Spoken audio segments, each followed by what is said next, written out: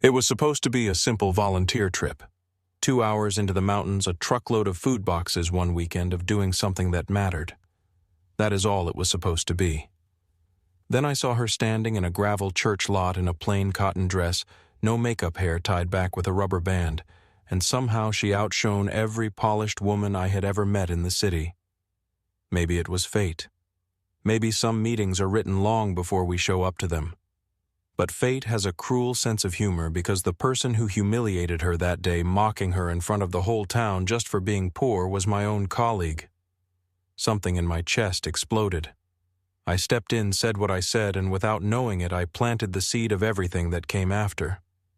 After that day, one question kept me up at night. Did she even need my protection?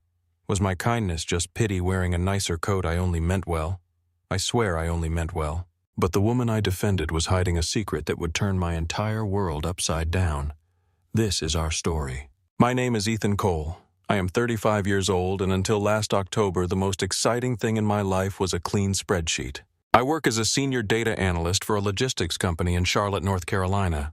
I am the guy who triple-checks every number before hitting, send the guy who reads all 40 pages of a contract the guy coworkers point to and say, "Ask Ethan. He never misses anything. Give me a broken database and I will fix it by lunch. Put me across the table from a beautiful woman and I will forget my own phone number.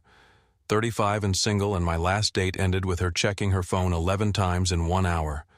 Yes, I counted. Counting is what I do. So when our company announced a volunteer partnership with a charity foundation serving struggling towns in the mountains, I signed up expecting to carry boxes in the back row where I belong. Instead, 3 days later, our HR director waved me into her office with a grin I did not trust. "Ethan, congratulations. The foundation reviewed all the partner submissions and they specifically approved yours. They want you as team lead for the fall distribution." My stomach dropped. "Team lead Sandra, I sent a few notes, suggestions." "A few notes." She spun her monitor toward me, eyes sparkling. "You wrote 3 pages single-spaced. Listen to this part.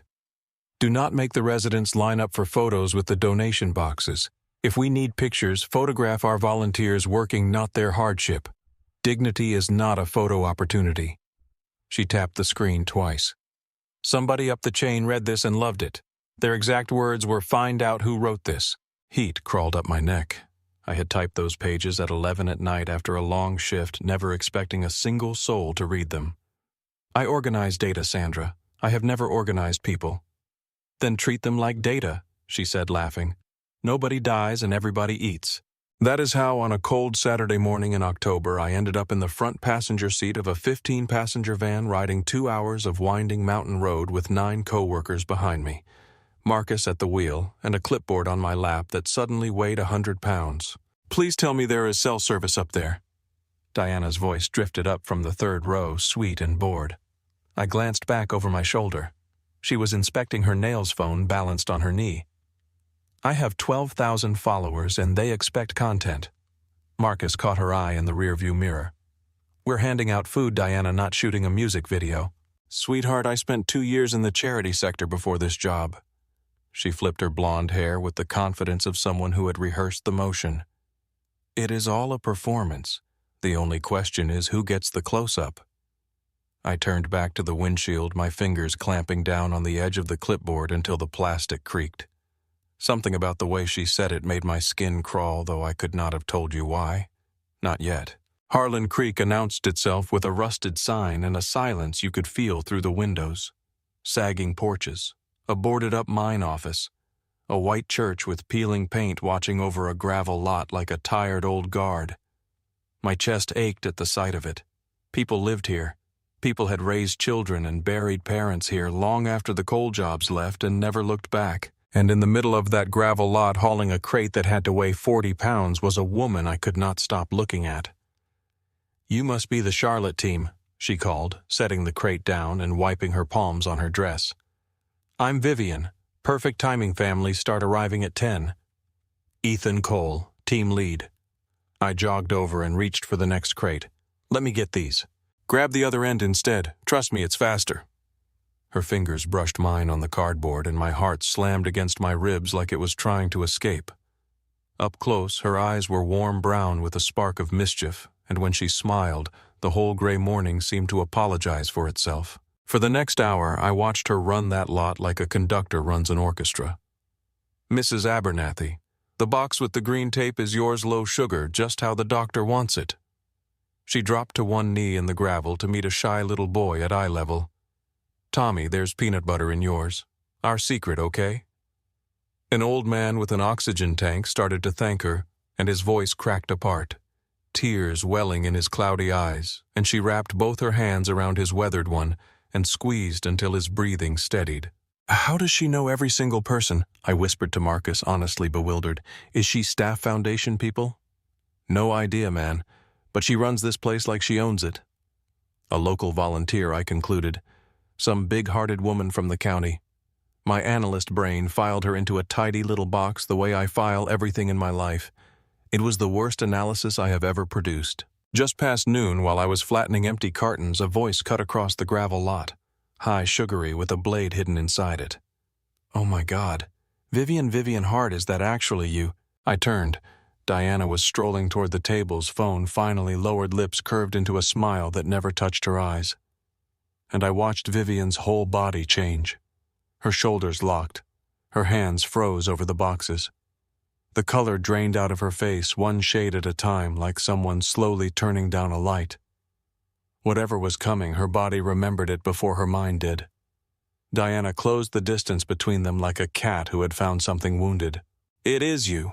She pressed a hand to her chest, voice pitched loud enough for every table to hear. "Vivian Hart. Wow. 12 years since graduation, and here you are, right where I left you." "Hello, Diana."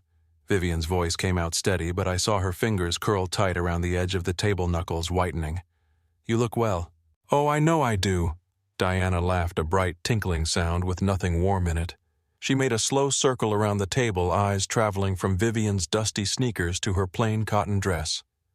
"And look at you, still in Harlan Creek, still handing out boxes at the church. God, it's like time just stopped up here, isn't it?" A few of our volunteers drifted closer, drawn by the rising voice. My stomach knotted. I set down the carton I was folding. "Some things are worth staying for," Vivian said quietly. "Sure, sweetie, sure they are." Diana's smile sharpened. "You know, back in school, everyone said you were the smart one, the scholarship girl. Big things ahead for little Vivian from the hills." She clicked her tongue 3 times, slow and deliberate. "And now here you are, 30 years old, waiting in line for canned food. Honey, I could just cry." "She's not waiting in line." The words left my mouth before I decided to say them. "She's been running this entire distribution since 7 this morning." Diana turned to me with a delighted little gasp. "Ethan, oh, this is perfect. Have you two met? This is Vivian, my old classmate. We grew up about 20 minutes apart, except I got out." She leaned toward me, dropping into a stage whisper the whole lot could hear. "Careful with this one. Girls up here will do just about anything for a man with a paycheck." The air went out of the crowd. Somebody's coffee cup stopped halfway to their mouth. An old woman in the food line pressed her hand over her lips, eyes wide and wet with anger. And Vivian stood there, taking it, chin lifted, breathing slow and careful through her nose, the way you breathe when you are counting your way through pain. Heat roared up through my chest into my ears until I could hear my own pulse pounding. My hands were shaking, not from nerves, from fury. "Diana!" My voice came out low and hard, a tone I did not recognize as mine. "Walk with me, now." "Excuse me." She blinked, still smiling. "We're just catching up. You are wearing our company shirt." I stepped between her and the table, forcing her to look at me instead of Vivian. "Every person on this team signed a volunteer code of conduct before we got on that van. Respect for residents, respect for partners, 0 tolerance for harassment. You drafted your signature right under mine, page 2. Her smile flickered. "Oh, come on, Ethan, it was a joke. She knows I'm teasing. Tell him Viv." "Do not call her Viv." The fury in my chest sharpened into something cold and precise, the same focus I get when a system is failing and every second counts. "Here is what a joke is, Diana. A joke is when everybody laughs. Look around. Is anybody laughing?" She looked. The food line stared back at her, stone-faced. Mrs. Abernathy shook her head, slowly, lips pressed thin. Marcus stood frozen by the van with his jaw hanging open. Somewhere behind me, I heard Vivian pull in one shaky breath. As team lead, I am officially removing you from resident contact for the rest of this distribution, I said. You will inventory boxes in the van. Alone. And when we get back to Charlotte, you and I are going to have a conversation with HR about what the company's name was attached to today. Am I clear? Diana's face went from pink to deep blotchy red. Her glossy lips opened again like a fish thrown on a dock. You're taking her side over a coworker over some. She waved her manicured hand at the gravel, the church, the mountains, all of it. Over this. There are no sides, I said. There's just how you treat people. You picked yours. Van. Now. For one long second, she stood, her ground eyes darting to the crowd for a single ally and finding none. Then she spun on her heel and stalked toward the van, muttering something I chose not to hear, cheeks burning like struck matches. My heart was still slamming when I turned around. Vivian was looking at me, really looking at me, and her eyes were glassy with tears she was refusing to let fall. She pressed the back of her hand against her mouth for a moment, gathered herself, and let out a laugh that wobbled in the middle. A code of conduct, she said, wiping quickly under one eye. Page 2. You actually read those things. I read everything. My ears went hot. It's a character flaw. No. She shook her head and her voice dropped so soft I almost missed it. It is really, really not. Before I could answer, a flash of movement cut between us. A little girl, maybe 4 years old, pigtails crooked, one shoelace flapping loose, came tearing across the gravel with the village kids. Except she did not run past. She skidded to a stop 3 feet from me, looked up, and studied my face the way a jeweler studies a stone. Serious, careful, deciding something. Then she broke into the huge, gap-toothed grin, spun around, and bolted off toward the church steps. Friend of yours? I asked, half laughing. Vivian's whole expression changed, softening into something I could not read yet. Something like that, she said. I did not know it then, but I had just passed the most important job interview of my life. 3 days later, I was neck-deep in a freight report when my phone lit up with a number I did not recognize. Normally, unknown numbers go straight to voicemail. That is a firm personal policy. But my thumb hit the green button before my brain could vote, and I stepped into the hallway. Ethan Cole speaking. So it is the man who reads everything. A woman's voice warm with a smile tucked inside it. My heart tripped over itself. Page 2 and all. Vivian, I nearly knocked over the water cooler. How did you, I never gave you my number. I have my ways. A soft laugh came down the line, and she slid past the question like a skater over ice. Is this a bad time? No, I was just wrestling a spreadsheet. The spreadsheet was winning. Then I'm staging a rescue. She took a breath, and when she spoke again, there was a small tremble under the playfulness, like she had rehearsed this and was still nervous anyway. Ethan, what you did on Saturday. Nobody has stood up for me like that in a very long time, and I would like to say thank you properly.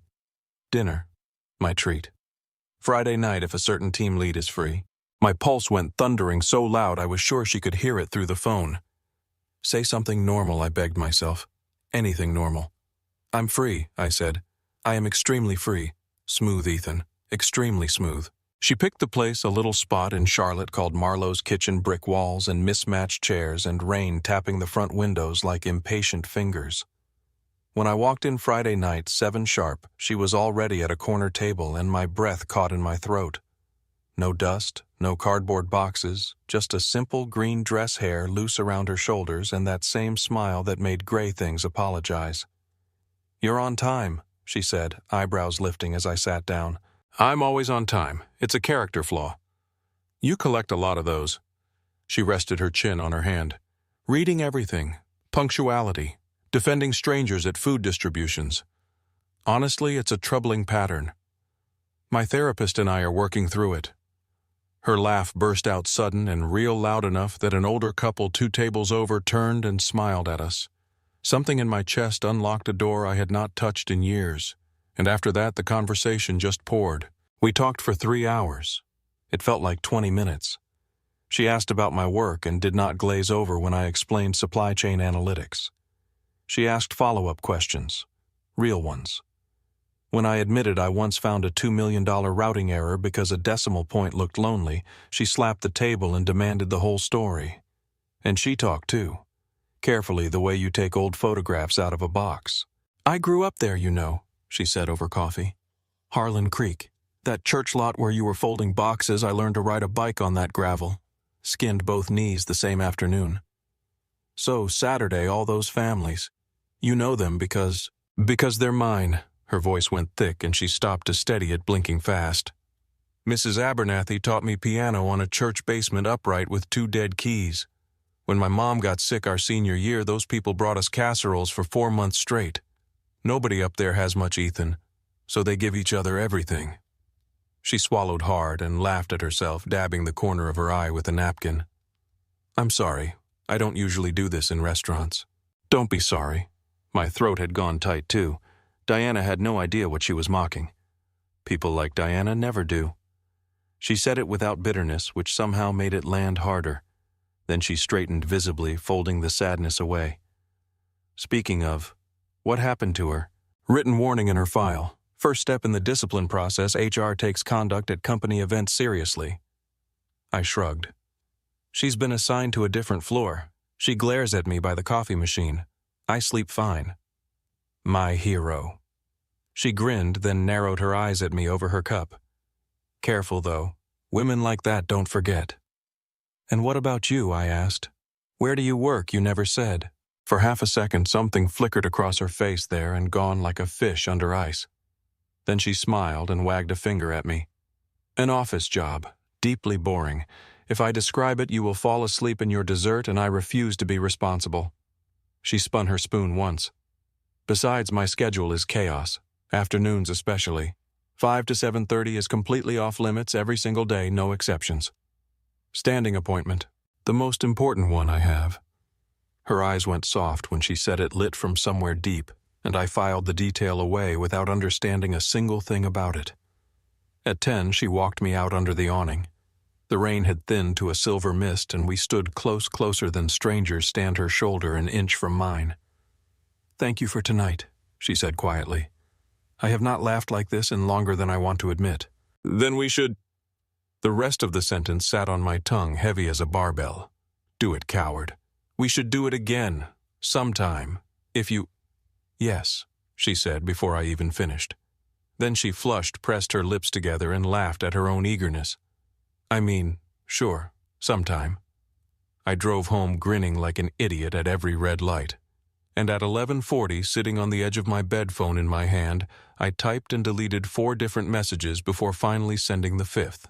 "I checked. There are exactly 0 character flaws about tonight." 3 dots appeared instantly, like she had been holding her phone too. I did not know it yet, but that little green bubble was the first domino in a line that would knock my whole world flat.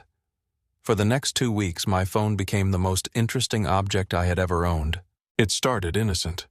Good morning texts. A photo of her coffee next to a caption, "Rate my life choices." My reply, "Solid B+, the mug concerns me." But somewhere around day 4, the messages started arriving later at night and sitting closer to the heart. Her 11:15 confession. "I told Mrs. Abernathy about you. She says any man who quotes page 2 is a keeper." Her words. "Me, Mrs. Abernathy, is a woman of impeccable judgment." Her, "She also asked if you play piano. I said you probably read sheet music for fun and file it alphabetically." Me, "I would never file sheet music alphabetically. Composer first, then opus number, like a civilized person." Her, "It is honestly unfair how much that answer made me smile. I read that last one about 40 times. I am not exaggerating. I counted because counting is what I do, and then I lay there grinning at my ceiling like a teenager heart bumping around my chest with nowhere to put itself. Another night, 12 past midnight, her bubble popped up out of nowhere. "Can I tell you something strange? Saturdays used to be my hardest day. Now I keep catching myself waiting for the weekend." My thumbs hovered. "Type it, coward." "Then let's stop waiting. Dinner again. This Friday. A real one this time, not a thank you. I'm asking." The 3 dots appeared. Vanished. Appeared again. My pulse climbed into my ears, and I sat up straight in bed like posture would help my case. "A real one," she finally wrote. "I would love that." Then a second bubble. "There are still things I need to tell you, Ethan. Soon, just not over text. I stared at that message with my stomach doing a slow, uneasy roll. But happiness is a loud roommate, and it shouted the worry right out of the room. Thursday afternoon, I left work early and planted myself at my usual spot, a coffee shop on Tryon Street with a window seat facing the street. I had a plan. Confirm the reservation, pick the wine ahead, maybe write down 2 or 3 conversation topics in case my brain blue-screened at the sight of her. Yes, I am that man. The barista slid me my usual and I flipped open my notebook. That is when I saw her. Across the street, maybe 60 feet down, Vivian stepped out of an office building side entrance with her phone pressed to her ear. Green coat, hair up. My heart did its stupid little kick and my hand was already rising to wave before my brain processed the rest of the picture. A black sedan sat at the curb, and holding the rear door open for her was a man. Tall, salt and pepper hair, expensive haircut, charcoal suit that fit like it had been sewn onto him. He said something to her as she lowered the phone and she climbed into the back seat and he shut her door and got in the front passenger side and the sedan pulled smoothly into traffic. My hand was still half raised. My mouth had gone dry as chalk. Who was that? The thought did not arrive as a question. It arrived as a punch low and mean straight into every insecurity I had spent 35 years alphabetizing. Of course there is a man with a car and a driver and a suit like that. Look at her. Then look at you, Ethan, with your notebook of pre-planned conversation topics. My chest hurt. Actually physically hurt, a tight fist squeezing behind my sternum. And then God help me. A yellow cab pulled up right in front of the coffee shop and let out a passenger not 10 feet from my window. I do not fully remember deciding. I remember my chair scraping back coffee, abandoned notebook left open on the table, and then I was on the sidewalk yanking the cab's rear door open before the last passenger's receipt finished printing. "Sir, I'm about to go on break." "That black sedan, the one just pulling onto 4th. I heard my own voice shaking. "Follow it, please. I will tip like it's Christmas morning." The driver, older guy, graybeard Braves cap, eyed me in the mirror for one long second. Then he sighed and hit the meter. 22 years driving this city. You are my first actual follow that car. Buddy, I hope she's worth it. It's not, I'm not. My face went hot enough to fry an egg on. It is complicated. It always is. He merged into traffic. Name's Ray. Sit back. And quit breathing like that, you're fogging my windows. We tailed the sedan through 6 blocks of downtown and every red light was a small heart attack. I kept both fists clenched on my knees, squeezing until my nails bit my palms. At one light, we pulled up close enough that I could see the man in the front passenger seat through the glass. Late 30s maybe, jaw tight, drumming his fingers on the door in short, irritated bursts, checking his watch twice in 1 minute, the body language of a man who felt the world owed him an apology for making him wait. The knot in my stomach pulled tighter. That was not what a happy man looked like. "Lights green," Ray murmured. "There they go." The sedan swung right off the main road, glided 2 more blocks past a park, slowed, and eased to the curb in front of a low brick building with a cheerful painted fence and a cartoon sun on the sign. Little Sprouts Early Learning Center, a preschool. Every drop of blood in my body went cold, then hot, then cold again. My hands started trembling against my knees and would not stop. "Huh," Ray said softly, easing us to a stop half a block back. He looked at me in the mirror and there was pity in it. "You want the meter running, Chief?" I could not answer him. My tongue had turned to sandpaper. In 1 second, my brain, my trader analyst brain, had already assembled the data set. The 5 to 7:30 window off limits every single day. The most important appointment I have. The thing she needed to tell me soon, not over text. Please, I thought, staring at that cartoon sun until my eyes burned. Please let me be wrong. Ray shut off the engine and the quiet crawled into the cab like fog. "So," he draped one arm over his seat and studied me in the mirror. "We sitting or we leaving?" "Sitting." My voice came out cracked down the middle. "Just a few minutes." "Uh-huh." He unwrapped a piece of gum, folded it into his mouth, and settled in like a man who had watched this exact movie before. Free advice from 22 years of back seats. Whatever story you're building in your head right now, it's missing pages. It always is. "You didn't see the guy holding her door, Ray." "I saw a guy in a suit." He shrugged. "You know what suits prove the man owns a suit." I tried to laugh. It came out as a dry click in my throat. Across the street, Vivian and the man had disappeared through the front door of Little Sprouts past the painted fence, and every minute since had stretched like taffy. My knee would not stop bouncing. I checked my watch. 4:51. Checked it again 90 seconds later. 4:52. "Pickups at 5, Ray offered, nodding at the little crowd of parents gathering by the gate. "My granddaughter's at one of these places. They make you sign the kid out, show your face, whole ritual. Only people on the list get past that desk." I barely heard him. My hands had gone clammy, and I wiped them on my slacks over and over like the truth was something I could rub off my palms. At 5:06, the front door opened and parents began funneling out with backpacks and juice boxes and small humans attached to their hands. And then there she was. Vivian pushed the door open with her shoulder, laughing down at the little girl whose hand was wrapped in hers. The girl was mid-story free arm windmilling pigtails bouncing. Crooked pigtails. The air left my lungs like I had been kicked. It was her. The girl from the gravel lot, the one who had skidded to a stop and studied my face and grinned that gap-toothed grin. She had not been some village kid at all. She had been there the whole time, orbiting Vivian and I, the man who never misses anything, had missed it. "Ray." My voice barely worked. "The girl. I've met that girl." "That's so." He said it gently, the way you talk near something about to break. The man in the charcoal suit came out last, hands shoved in his pockets. He had waited in the lobby, I realized dimly, on the visitor side of the desk. He caught up to them at the gate and crouched down in front of the girl, arms open, saying something with a big salesman's smile stretched across his face. The little girl stopped walking. Her whole body went stiff as a fence post, and then she stepped backward, twisted away from his open arms, and buried her face against Vivian's hip, both fists clutching the fabric of her mother's coat. Her mother's coat. The words landed in my head and detonated. The man's smile collapsed. Even from 60 yards, I watched his jaw harden and his hands drop, watched him rise out of the crouch too fast and jab a finger toward Vivian, saying something sharp. Vivian angled her body between him and the girl, chin up, shoulders squared, one palm raised flat against the air like a wall. The gate crowd of parents pretended badly to look elsewhere. "Okay," Ray said quietly. "Now that fella I don't like. They're fighting." My chest was collapsing in on itself, one rib at a time. "Ray, that's a family fighting. Chief, that's a picture of a family fighting. Pictures lie all the... Take me home."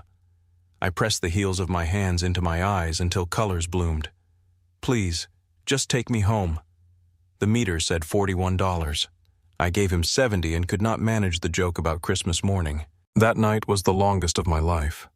I did not eat. I sat on the edge of my bed with my phone and scrolled through 2 weeks of messages like a detective who had cracked a case he never wanted solved. 5 to 7:30, completely off limits every single day. The most important appointment I have. There are still things I need to tell you, Ethan. Soon. Every sweet mystery of her recategorized itself line by line into evidence, and every recategorization felt like swallowing glass. By 2 in the morning, my eyes were burning and red-rimmed, and there was a hollow ache in the center of my chest where 3 weeks of happiness used to sit. I typed, "I saw you today." Deleted it. Typed, "Who was that man?" Deleted it too sharp. Typed a paragraph. A whole cowardly lawyer's paragraph, deleted every word. At 2:17, I typed 6 words, and my thumb was shaking so hard I misspelled 2 of them and had to fix them. And then I stared at the send button until the screen dimmed, and then I tapped it before the last brave cell in my body clocked out. "You have a husband and a child." The message turned blue. Delivered.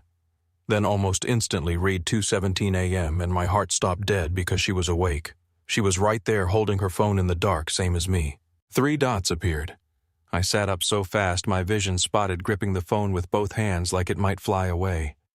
The dots vanished. Appeared again. Danced. Vanished.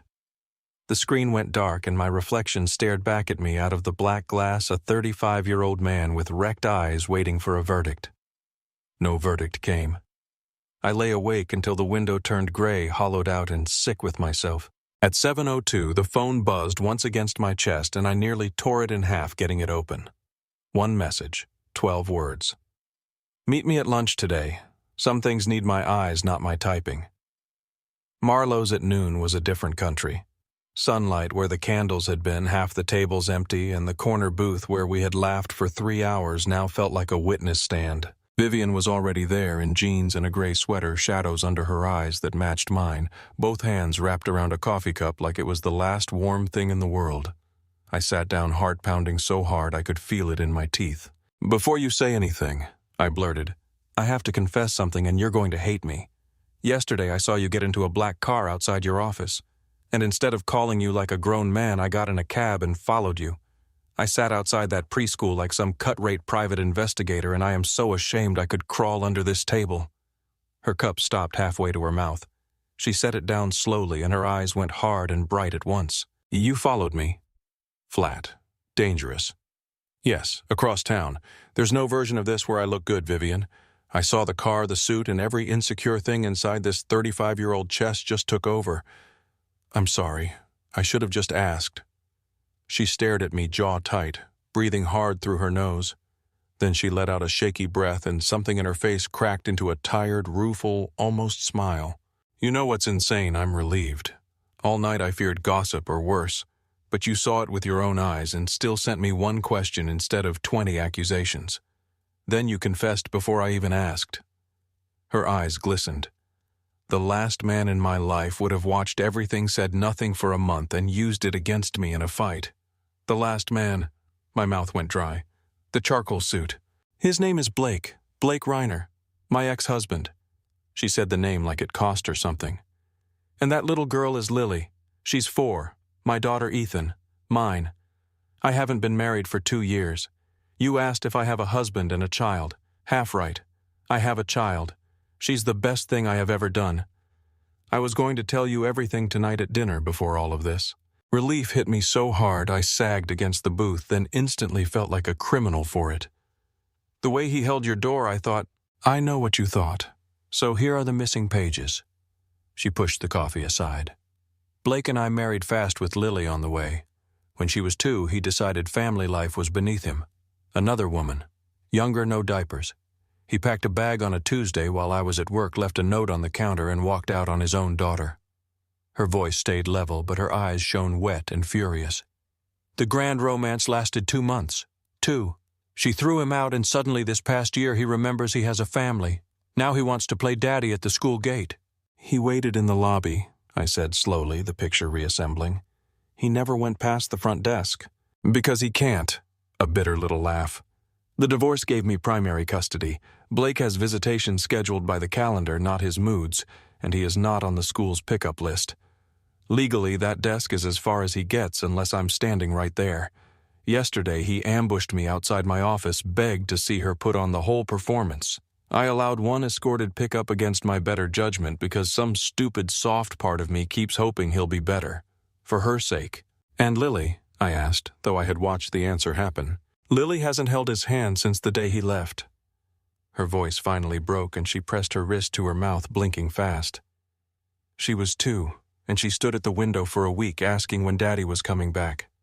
Then she stopped asking. Kids don't forget Ethan. They file it away in their bones. Yesterday he crouched with his arms out like a game show host, and she backed into my hip, and I felt her shaking through my coat. A tear escaped, and she swiped it away angrily. Then he blamed me in the parking lot, said I poisoned her. Nobody poisoned her. She was there." My hands curled into fists under the table, hot pressure building behind my eyes. "And I watched her pull away from him and invented a tragedy where you were the villain. I'm an idiot. You're a man with half a spreadsheet." She wiped her eyes and unbelievably laughed, wet and real. "Missing data. You of all people know how dangerous that is. Worst analysis of my career. Second worst. The first was assuming you were a local volunteer." Something flickered behind her eyes, that fish under the ice there and gone. "Yeah, about that. There are things I still need to tell you. Big things. Not bad things, I promise. Just not today. Today already used up all my brave. Then one request for today." My heart climbed into my throat. "Lily. She inspected me at that gravel lot like a customs officer. Can I meet her properly?" Vivian's whole face transformed, softening into something that made my chest ache. "You should know something first. A smile tugged at her mouth. "After the distribution, Lily talked about you for a week. The man who got loud at the mean lady." Her words. She marched up to me, hands on her hips, and said, "Mommy, you have to say thank you. It's the rules. She's the reason I invited you to dinner." The laugh burst out of me, my eyes going embarrassingly damp. "A 4-year-old set us up. A 4-year-old set us up." She reached across the table, and her fingers had just brushed mine when her phone lit up between us, buzzing against the wood. We both looked down. The screen said, "Blake." Vivian's smile died like a light going out. She never answered that call. She flipped the phone face down on the table, took one long breath through her nose, and said, "Not today. Today is ours." I fell a little further right there. 2 days later, on Sunday afternoon, I stood on the porch of a small blue house in East Charlotte holding a box of donuts, and I have negotiated 6-figure vendor contracts with steadier hands. The door swung open before I knocked. Lily stood there in a yellow dress, arms crossed, staring up at me with the unblinking authority of a border guard. "Mommy says you're Ethan." "That's the rumor." I crouched to her eye level. "You must be Lily. I brought donuts. I didn't know your favorite, so I got all 12 kinds." She looked at the box, looked at me. Something behind her eyes did the math. "Sprinkles is correct," she announced, and grabbed my finger and towed me inside like a tugboat, and just like that the interview began. "Do you have a dog? Why not? Do you know the mean lady from the mountains? Did you get in trouble for being loud at her? Would you do it again?" "Every time," I said. Lily nodded once, the solemn nod of a judge accepting evidence. From the kitchen doorway, Vivian watched us with a dish towel over her shoulder and her hand pressed flat against her hard eyes shining. The afternoon unspooled like something out of a life I had never dared to budget for. Lily discovered I could fix things and dragged me to a bookshelf that wobbled like a loose tooth. I tightened the brackets with a screwdriver from my trunk while she supervised, chin on my shoulder, breathing directly into my ear. "Mommy tried to fix it with tape," she whispered like a scandal. "Tape," I whispered back, "is how empires fall." Her giggle came out in a snort, and behind us Vivian laughed so hard she had to sit down on the couch arm, wiping her eyes, and my chest expanded until it pressed the breath out of me. This, I thought. Whatever this is. I want this. It was in the kitchen getting milk for donut number 2 that I saw the drawing. It was taped to the refrigerator at 4-year-old eye level. Crayon. A crooked house with a smoking chimney. A son with sunglasses. And 2 people holding hands, a big stick figure with long brown hair and a small one in a triangle dress. Above them, in wobbling letters, somebody had clearly helped with "my family." 2 people. All that sky and 2 people. My throat closed up so fast it ached. I stood there with the milk carton sweating in my hand, staring at the empty crayon space beside them, and something behind my ribs twisted hard. By the door I could see Vivian's sneakers, scuffed gray soles worn to paper. Next to them, Lily's light-up shoes, brand new, blinking pink when she ran. Every dollar, every hour, every choice in this house had an order to it, and the order was Lily first. Lily always. Ethan, Vivian's voice soft behind me. "You okay?" "Yeah." I cleared my throat twice. "Just admiring the artwork." She stood beside me and looked at it, and her shoulder leaned into my arm, one small ounce of weight that felt like a promise. "She drew that in September," she said quietly. "Her teacher asked everyone to draw their family. Some kids asked if pets count. Lily asked if 2 is enough." Her voice caught, and she pressed her lips together hard. 4 years old, and she asked if 2 is enough. I turned. I wanted to say all of it way too early and way too much, and her eyes were shining like she already heard it anyway. The moment shattered when my phone buzzed. Work email. I almost dismissed it. Then the subject line snagged me. "Huh. That's wow." I held it up. "The Hart Foundation is hosting its annual awards banquet downtown. Volunteer teams from the fall program are being honored. Our team made the list. They want me up there to accept." Something crossed Vivian's face fast as a camera flashed there and gone before I could read it. Then she smiled, wide and warm. "An awards banquet. Look at you. Come with me." It was out before I could overthink it. "Both of you, please." "Mommy, a banquet." Lily materialized between us, sugar-powered, vibrating. "Is there cake? Is there dancing? Can I wear the twirly dress?" Vivian laughed and scooped her up. Yes, yes, and obviously. Then over Lily's head, softer just for me. We'll be there. Actually, sweetheart mommy has to go up on the stage for a tiny bit too. You do? For a little bit. It's a surprise. You'll see. I assumed she meant a volunteer certificate. The man who reads everything, and I did not think to ask one single question. That evening, as I was leaving the house, phone rang and Vivian checked it and sighed the sigh of a woman doing the right thing at cost. It's your dad, Bug. 2 minutes. She put it on speaker and set it on the counter, standing guard beside it with her arms crossed. Hi, Daddy. Lily's voice went flat and careful, a voice no 4-year-old should own. I could not hear his words from the doorway, only the tinny rhythm of them, fast and sweet like a radio jingle. Lily answered in single syllables. Yes. No. Okay. And then digging her toe into the rug, reaching for the one thing she actually wanted to say. Guess what?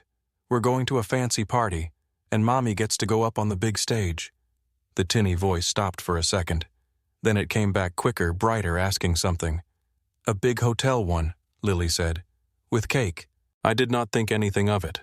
I drove home, replaying the drawing, the shoes, the shoulder against my arm. I know now what that pause on the line was. That was the sound of a man getting a terrible, wonderful idea.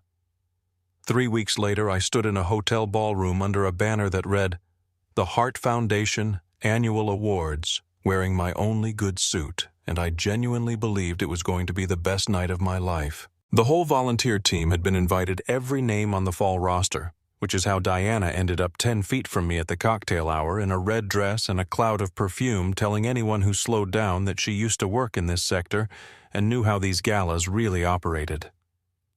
Stage lighting hides the cheap wine, she announced to a cornered accountant. Trust me, 2 years on the inside. I steered away from her and found my table. Vivian had promised they were coming, and at 6:40 they arrived, and my heart forgot its job. Vivian wore a simple navy dress, no jewelry except small earrings, hair swept up. Lily orbited her in a purple twirly dress, spinning to make it flare. You look, I started. Finish that sentence carefully, Vivian said, eyes sparkling. Statistically improbable. He means pretty mommy, Lily translated, patting my hand with pity. When they called our team to the stage, I accepted the plaque with my ears burning while Marcus whooped. From the podium, I could see Vivian and Lily at our table, both clapping Lily standing on her chair, until Vivian gently pulled her down, and I thought, file this away, Ethan. Keep this one forever. I should have known. Happiness that loud always attracts something with teeth. It happened during the mingling hour. I was carrying 2 lemonades back to the table when I heard the voice, sugar over glass. Oh, you have got to be kidding me. Diana stood at the edge of our table, wine glass tilted, staring down at Vivian with delighted disbelief spreading across her face. Vivian Hart, at a Hart Foundation gala. She laughed loud enough to turn heads at 3 tables. Honey, did you wander in for the free dinner? Blink twice if you snuck past security. Vivian set down her water. Her spine straightened one vertebra at a time. Hello, Diana. No, wait, I get it. Diana snapped her fingers. Charity case, right. They bring up a hardship family, everyone claps, very moving. Is that the surprise? Are you the sad story tonight? She bent toward Lily with a syrupy smile. Sweetheart, is Mommy getting a prize for trying her best?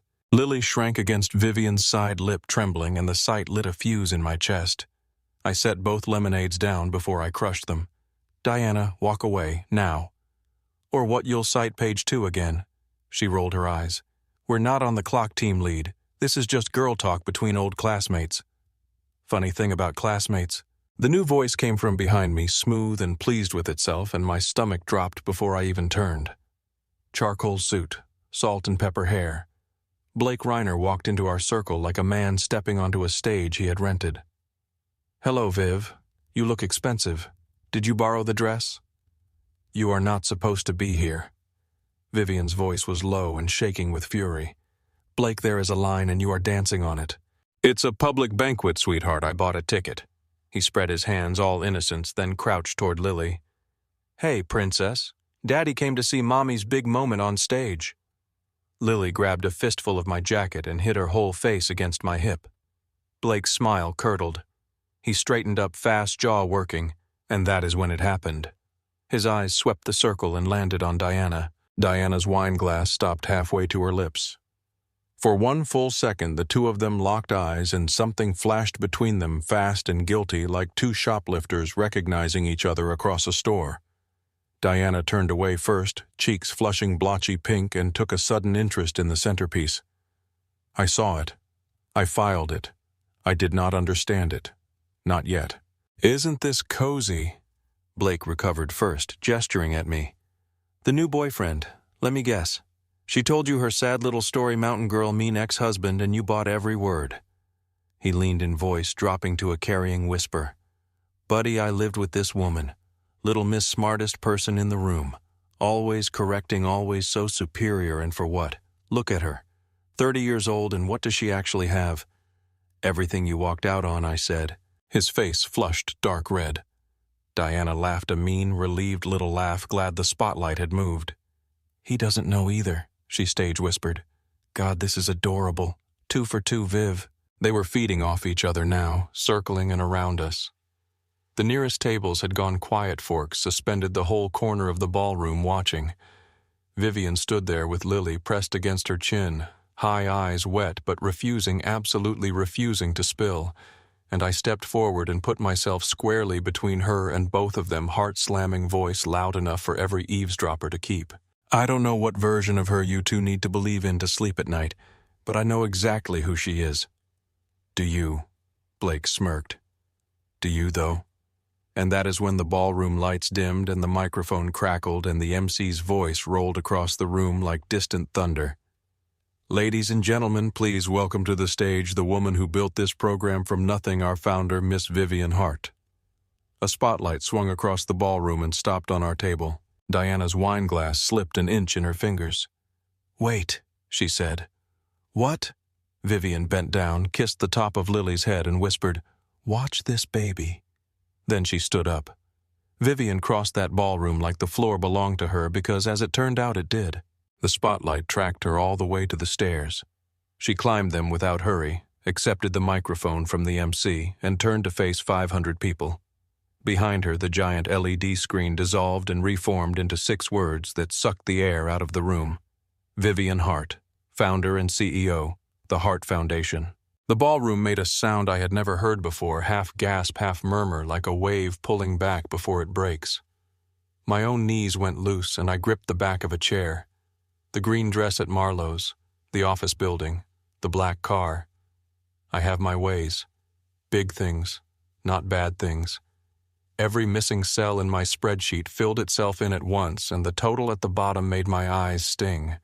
Beside me, Blake made a sound like a man being unplugged. "No." His face had gone gray as wet cement. No, that's she was getting a certificate. The kid said stage she meant they bring up hardship cases, that's not. His voice cracked apart on the last word because the truth was sitting up there holding a microphone, and the truth was wearing a navy dress. He had bought a ticket to watch his ex-wife accept charity. He had rehearsed his pity smile in the car. I watched all of that die in his eyes in real time, and I am not proud of how good it felt. Diana's wine glass was shaking so hard the ice chattered. "That's not possible," she whispered. "I worked in this sector. I would have known. Somebody would have said." On stage, Vivian spoke, and her voice came out warm and completely steady. "Good evening. I'll be brief because tonight belongs to our volunteers, not to me." She looked out across the tables. "People ask why this foundation focuses on towns like Harlan Creek. The answer is simple. I grew up there. That gravel church lot where our teams handed out food boxes this fall, I learned to ride a bike on it. The people receiving those boxes have names, and I know every single one because they are my neighbors, and for a long time they were the only ones who never asked me to be anybody else." Her eyes found our table, found Lily, softened. "Thank you for giving them your Saturdays. That's the whole speech." She handed back the microphone to a storm of applause and came down the stairs while 500 people rose to their feet. She did not go to the stage exit. She walked straight back to us. She stopped in front of Diana first. The applause was still roaring, so she leaned in, and I was close enough to hear every quiet word. 12 years ago, you left the mountains and never looked back. That was your right." Her voice stayed gentle, which somehow made it worse. But tonight, you mocked a food line in front of my daughter. The scholarship girl grew up Diana, and she signs the checks now." Diana's mouth opened. Nothing came out. Her lips had gone the color of paper. Vivian turned to Blake. "And you bought a ticket to watch me be pitied." She tilted her head, studying him like a stain.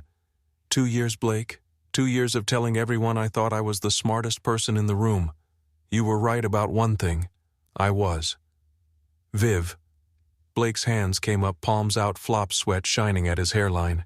He grabbed for the only lifeline in reach, and God help him, he chose Diana's arm. "Diana, tell her. Say something. You know me. Tell her I'm not you. Know me." The words landed in the middle of the circle like a dropped tray. Diana wrenched her arm back, eyes flying wide in panic. "Don't touch me. Why would I? I barely know this man." "Barely." Blake's panic curdled into something spiteful, the drowning man grabbing the ankle of the woman next to him. "That's rich. That's really—" "Enough." Vivian's voice was quiet. It cut through anyway. She looked from Blake's hand to Diana's face, and the smallest, saddest smile touched her mouth. "I know both of you better than you think. I have for 2 years. The texts sync to the family computer, Blake. They always did." One beat of absolute stillness. Then Diana made a wounded animal sound, and across the circle a tall man in a gray suit, the husband she had been showing off all through cocktail hour. Tom Whitfield set his drink down on the bar with a click that carried like a gunshot. His face had turned to stone. "Diana," he said. 2 years ago, that conference in Asheville." It was not a question. The circle detonated into whispers. Diana spun toward her husband, hands out heels, catching on the carpet. "Tom, wait, Tommy, it was nothing, it was nothing." And he was already walking, and she was already following, wobbling after him through a gauntlet of turned heads and raised phones. Blake stood alone in the wreckage, chest heaving. And then he did the last, desperate thing a small man does. He dropped to one knee and opened his arms to his daughter. "Lily, princess, come here. Tell everybody Daddy's not a bad guy. Tell them." Every eye swung to the 4-year-old in the purple twirly dress. Lily looked at his open arms. Her lip wobbled once. Then she backed up. 2 small, deliberate steps, took my hand in a grip surprisingly strong, and pressed her other hand flat against her mother's leg. "You always squeeze too hard," she said in that clear, carrying voice only children have. "Ethan holds hands the right way." The whole circle heard it. Blake knelt there with his arms open and nothing to put in them, while 2 security staff in dark suits appeared at his shoulders and quietly suggested the exit. He went. Nobody watched him go. Vivian let out a breath that shook on the way out, wiped her eyes quickly with her wrist, and turned to me. And under all that ruin, her face was scared, actually scared for the first time all night. "Ethan, now that you know what I am," she swallowed hard, "there's one last truth I owe you, and I need you to hear it before you decide anything about me." We found a balcony off the mezzanine, the ballroom noise fading to a hum behind the glass. Marcus had scooped Lily up for what he called a dessert raid, so it was just the 2 of us, the night air, and a whole city glittering below like somebody had spilled a jar of stars. Vivian gripped the railing with both hands, knuckles pale, and would not look at me. "Say it," I said gently. "Whatever it is, after tonight I can survive anything." "You were never random, Ethan." The words rushed out of her like she had been holding them underwater.